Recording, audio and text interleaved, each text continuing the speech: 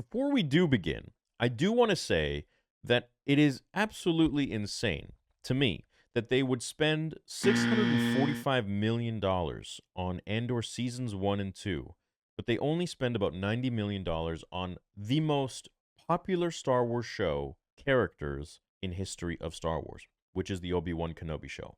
I felt a great disturbance in the Force. Fulfill your destiny. TheorySabers.com.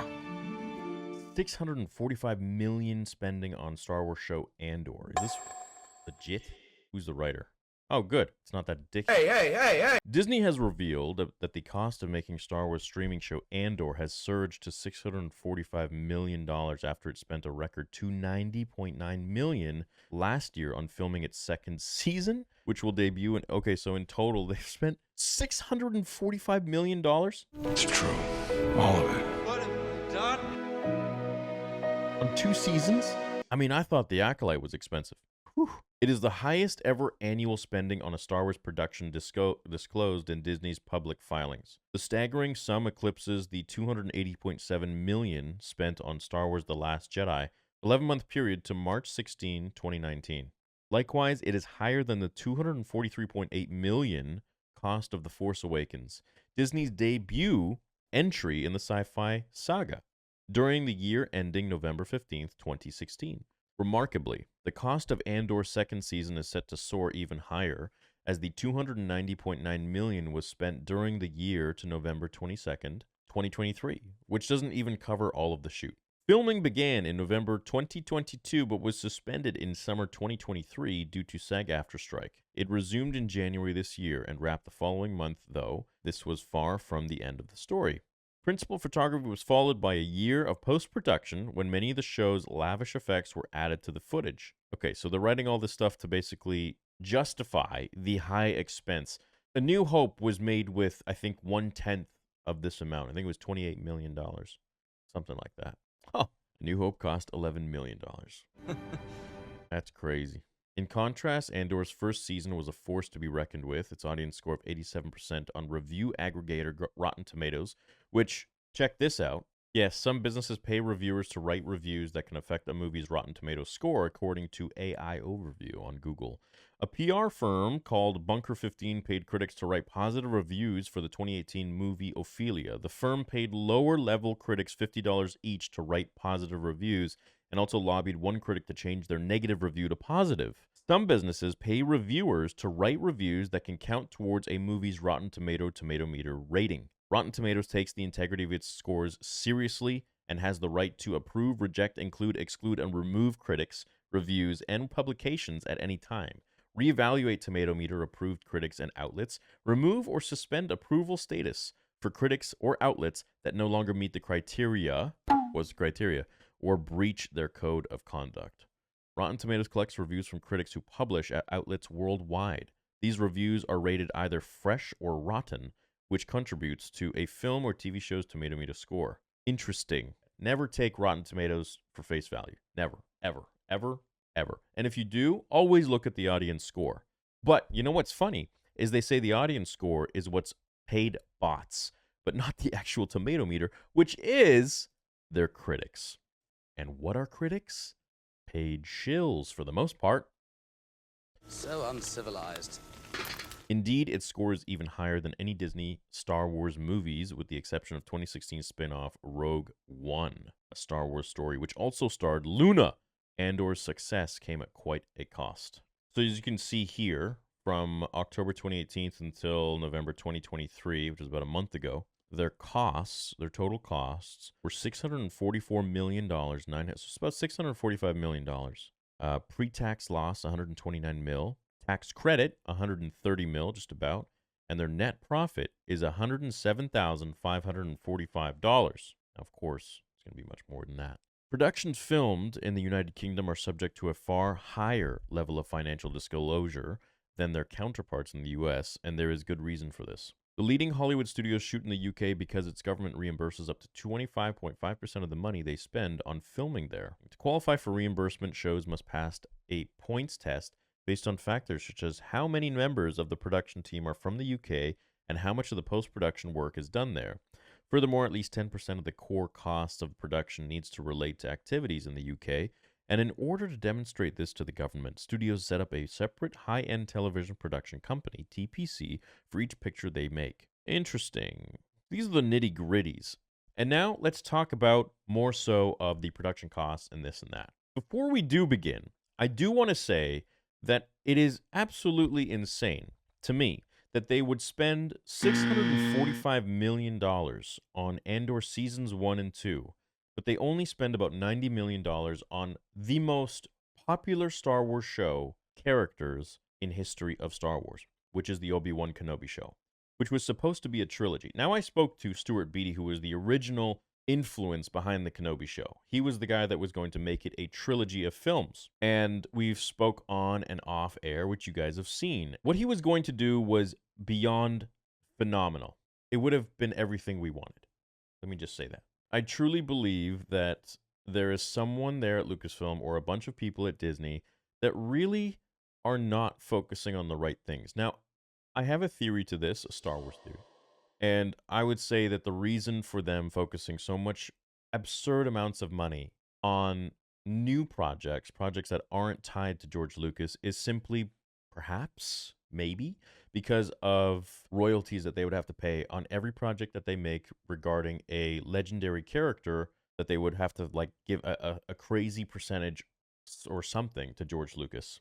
And this is a theory I've had from the beginning, and that's why they replaced R2-D2 with BB-8, how they kind of sidelined C-3PO for the most part, and how they keep bringing in, new shows and putting the most money on these new shows and just killing off all of the legendary characters so that they don't have to use them ever again because they're dead, and therefore they don't have to pay royalties to maybe George or the original actors or whatever. Because George made those characters, and so I would wonder, maybe he said something in the contract that hey, anytime you use one of my characters, you got to pay me X amount. This is just a speculation. It's a theory. I don't know if it's real or not. But it just makes me wonder. I felt a great disturbance in the Force.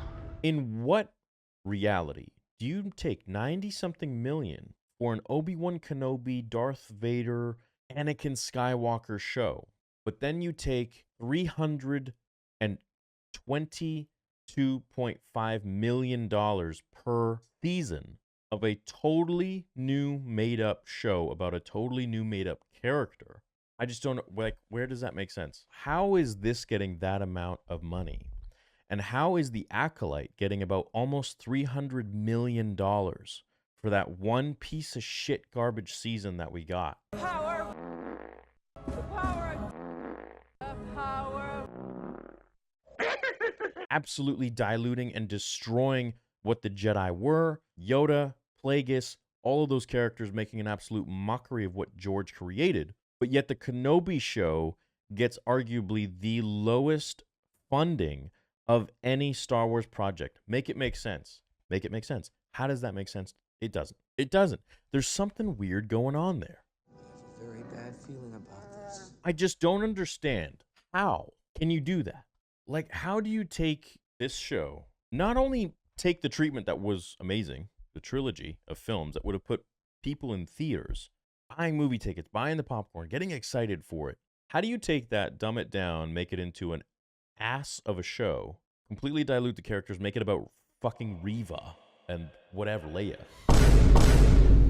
and then make Vader look like a joke and Obi-Wan look like a joke, and you just bullshit. $90 million, but The Acolyte gets about just $300 million. Yeah, I think what's so amazing is that, when people come into the Star Wars family and they know as much as Leslie does, and they're steeped in all the lore, that's what was so exciting working with her. She had such a clear vision about what she wanted to do. Stop the cap. And then almost $1 billion for 2 seasons of Andor. I mean, might as well make it a 3rd season and call it a bill. To me, it just seems like there's something going on there. I just want to leave you with that. I question why. And I feel like Hayden Christensen should have gotten $40 million for the Kenobi show. Ewan McGregor should have gotten $40 million for Kenobi. Or, you know what, 50 million, 60 million. You're going to pay Daniel Craig, I think it was $100 million, euros or something for the final James Bond movie. This is Obi-Wan Kenobi. This is Anakin Skywalker. All right? Yeah, I love James Bond a lot, but this is Star Wars. This is Disney. They got a lot more money, at least I think. They should have been paid extremely handsomely. I would even wonder that Leslie Headland got paid more than Ewan and Hayden, and I don't think that's very fair. But then again, I could be wrong, and I'm just speculating. Never know. That being said, no amount of money is worth the legacy done right and their characters done right. And I truly feel that something funny is going on there. That these shows that hearken to George Lucas's characters, like Boba Fett, Obi-Wan, are getting such small amounts of money for their budget, whereas the new shows like The Acolyte and Andor are getting 300 million plus per season. Let's discuss a little bit of the analytics of the money going into this show. So here are the diagrams for what the show brings in, or what it costs and where the costs go. The UK tax authorities, 25% of the budget. Crazy. Loans are not counted as revenue because they need to be repaid. So the UK company makes a loss equivalent to around 25.5% of the show's budget. That is when the UK government steps in as it reimburses this loss. Wow, seems like UK is kind of the place to go to film movies and shows. The UK companies usually have code names so that they don't raise attention with fans when filing permits to film on location. I mean, I think everybody knows that Star Wars films in the UK quite a bit, so really no surprise there. The production companies have to file annual financial statements, and they have a national interest in the UK media as the reimbursement to the studios comes from taxpayers' money. The financial statements lift the curtain on the costs of streaming shows, as they don't just reveal the reimbursement but also the total spending, the headcount, salaries, and even the social security payments for staff. Marketing costs are not shown in the financial statement, as they tend to be covered directly by the studio. Likewise, revenue from streaming subscriptions and merchandise also goes directly to the studio. Wow. So this is not even including marketing. So the marketing costs are definitely in the millions, I would imagine. So we're looking at maybe about 700 million for the 2 seasons, if you include marketing. Think about it. Infinity War, what did that bring in? $1 billion? Culmination of like a 10-year plus franchise, or Endgame. Likewise, revenue from streaming subscriptions and merchandise also goes directly to the studio. The financial statements are just for the company, which makes the show, and in the case of Andor, that's Disney's subsidiary E&E Industries.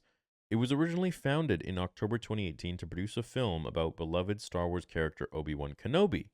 Funny that we're talking about this now. Disney had a rethink following the failure of Solo, another Star Wars movie based on a classic character. As this report revealed, Solo lost more than $90 million at the box office, so Obi-Wan Kenobi was turned into a streaming series.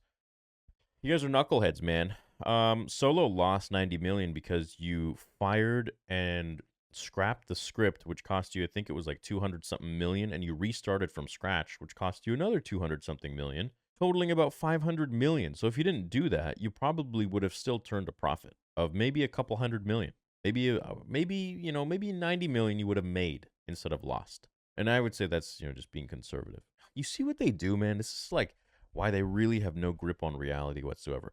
They think Solo bombed because it was based on a classic character. And so because Solo bombed, then they took that and they said, oh, well, it's a movie, so let's go and not make any more movies.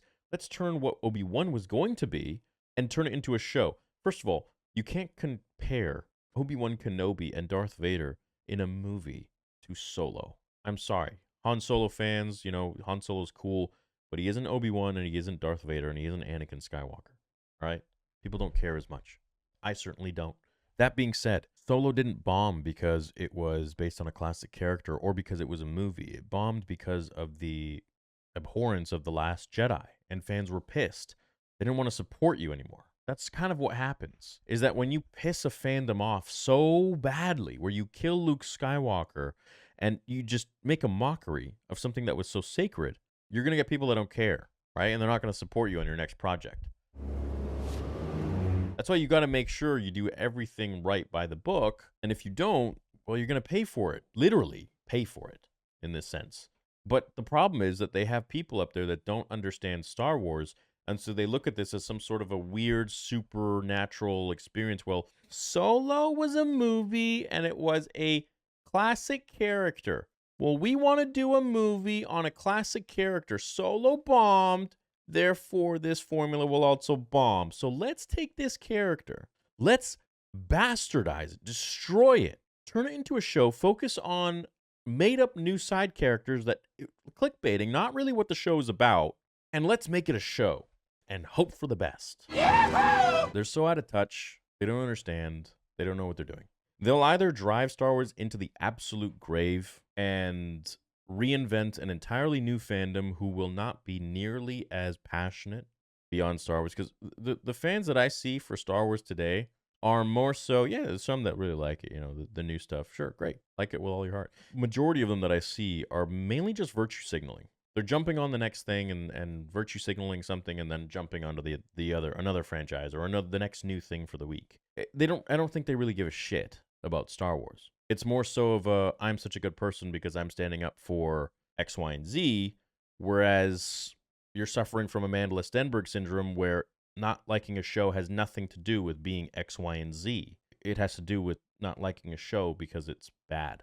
See what I'm saying? And it's just unfortunate that these executives in control of these billions and billions and billions of dollars are, in control of these beloved characters. Production was put on hold in mid-January 2020 after Disney reportedly became concerned that the storyline was too similar to the premise of another Star Wars streaming series, The Mandalorian. Oh no! A really successful... The delay proved to be a blessing in disguise, as the pandemic soon sent the world into lockdown, giving time for the Obi-Wan Kenobi show to be reworked. Yeah, that was really a blessing in disguise. Absolutely. By May 2021, the crew had gathered in Los Angeles, and filming for it finally began there. The filings for E&E Industries UK revealed that a total of $7.2 million has been spent by October 31st, 2019, Halloween, not long before pre-production on Obi-Wan Kenobi was halted.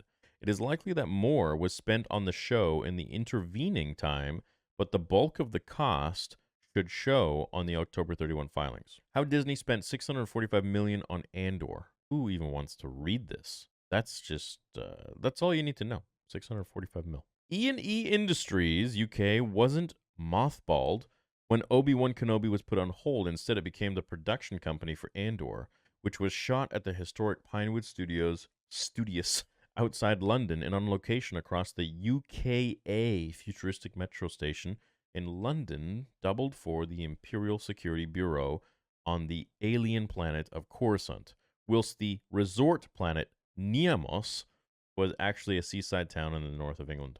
In an interview with comicbookmovie.com, Andor special effects supervisor Neil Scanlon revealed that around 6 weeks of pre-production had been done on Andor by the time of the UK went into lockdown at the end of March.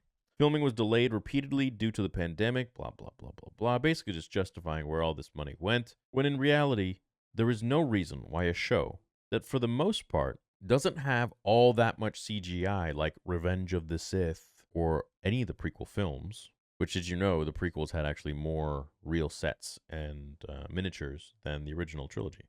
But it was just so grandiose that it required a lot of CGI to compensate. But for the most part, Andor is, you could say it's more along the lines of Rogue One or A New Hope or something like that. I mean, how much was Rogue One? I don't even think Rogue One cost as much as Andor did. How much did Rogue One cost? Yeah, look at that, man. Andor cost $200 to $280.2 million. It is one of the most expensive films ever made until you get Andor.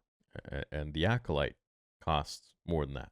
So that's pretty interesting in and of itself. How does a show like Andor cost more than the actual movie that the show is a spin-off of? But then Kenobi is like a fraction of that. The math ain't mathing, dude. I don't know. Over the following year, a further $82.5 million was spent on Andor, and it is believed that this was largely dedicated to post-production as the show premiered in September 2022. However, pre-production on Series 2 also accounted for some of this spending as it began filming in November 2022. Disney spent $290.9 million on it over the course of the following year, but it doesn't stop there. So far, down to $515.7 million, and the financial statements confirm that the final cost was forecasted to be within the production budget. So it's still within the budget that they gave it. They probably gave it a 700 million plus budget. The final stages of filming, followed by post-production, should increase the cost somewhat, but it seems unlikely that it will rise much further. That's because the recently released synopsis for Season 2 describes it as Andor's long-awaited conclusion. With so much money on the line, Disney will be hoping that it goes out with a bang. And I'm sure it will. You know, Andor was a fine first season. Now, contrary to what the internet may tell you about me, I'm going to tell you myself that Andor was a fine show. I found it to be slow in some parts, and it dragged, and parts of it was just boring. I didn't really care for it all that much.